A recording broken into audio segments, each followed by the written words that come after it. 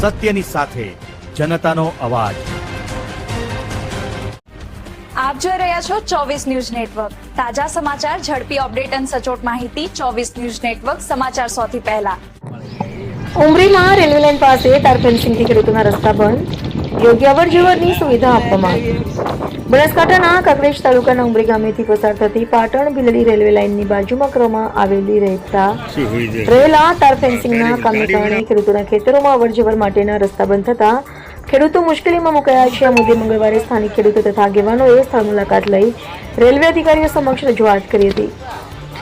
મળતી માહિતી મુજબ વર્ષ 2012માં રેલવે વિભાગ દ્વારા જમીન સંપાદન કરવામાં આવ્યું હતું અને વર્ષ 2016 દરમિયાન રેલવે લાઇનનું કામ શરૂ થતા ખેડૂતોની અવરજવર માટે નાણાંની વ્યવસ્થા કરવામાં આવી હતી। હવે રેલવે લાઇનની બંને બાજુ તાર ફેન્સિંગનું કામ શરૂ થતા ખેડૂતોને એક ખેતરમાંથી બીજા ખેતરમાં જવા માટેનો માર્ગ અવરોધિત થવાની સ્થિતિ સર્જાઈ છે। આ મુદ્દે અગાઉ ખેડૂતો દ્વારા કાંકરેજ મામલતદાર, ડીસા પ્રાંત અધિકારી તથા બનાસકાંઠા જિલ્લા કલેક્ટરને લેખિત રજૂઆત કરવામાં આવી હતી।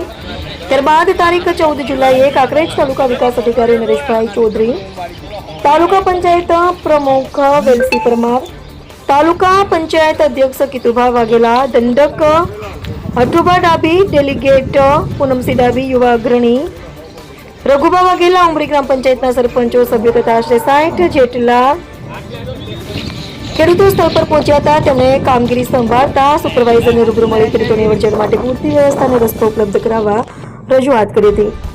અમરેલી જિલ્લામાં રેલવે ટ્રેક પરના સિંહના અકસ્માત બાદ પશુઓની સુરક્ષાને ધ્યાનમાં રાખીને રેલવે વિભાગ દ્વારા વિવિધ સ્થળોએ તાર ફેન્સિંગ કરવામાં આવી રહ્યું છે।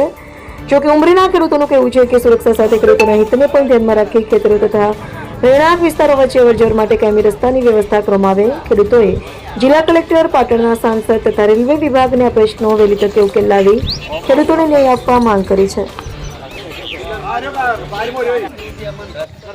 ઉમરી ગામના ખેડૂતોની રજૂઆતને ધ્યાનમાં લઈ અને અમે તાલુકા પંચાયતના સદસ્યોની બોડી તથા ટીડીઓ સાહેબે ખેડૂતોની મુલાકાત કરેલી ઉમરી ગામે અને ત્યાં જાણવા મળેલું કે 2012માં જે સમયે જમીન સંપાદન થયેલી અને 2016માં રેલવેનું કામ થયેલું।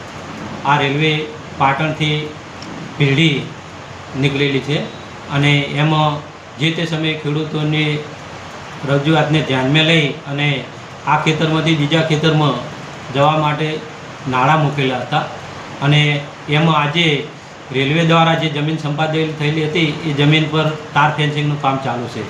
તો ખેડૂતોની એવી રજૂઆત છે કે એક ખેતરના 2 ભાગ થયેલા છે તો બીજી સાઈડ જવા માટે જે તાર ફેન્સિંગના કારણે તે પોતાના ખેતરમાં જઈ શકતા નથી।